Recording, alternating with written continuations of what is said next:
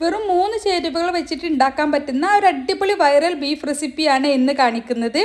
അതിനായിട്ട് കുക്കറിലേക്ക് 3 table spoon വെളിച്ചെണ്ണ ഒഴിക്കുക. തൊലി കളഞ്ഞിട്ടുള്ള ചെറിയുള്ളി ഒരു 250 ഗ്രാം എടുത്തിട്ടുണ്ട്.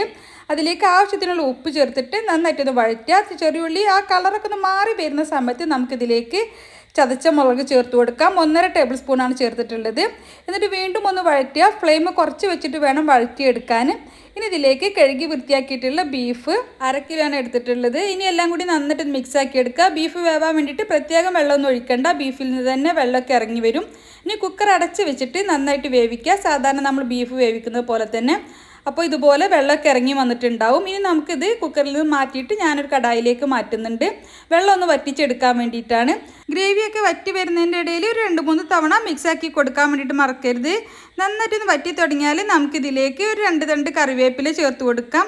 എന്നിട്ട് വീണ്ടും നന്നായിട്ട് എല്ലാം കൂടി ഒന്ന് മിക്സാക്കി കൊടുത്തു കഴിഞ്ഞാൽ ഫ്ലെയിം ഓഫ് ചെയ്യാം. വളരെ സിമ്പിളായിട്ട് നമുക്ക് ഒരുപാട് മസാലയും കാര്യങ്ങളൊന്നും ഇല്ലാതെ എളുപ്പത്തിൽ ഉണ്ടാക്കാൻ പറ്റുന്ന ഒരു ബീഫ് റെസിപ്പിയാണ്.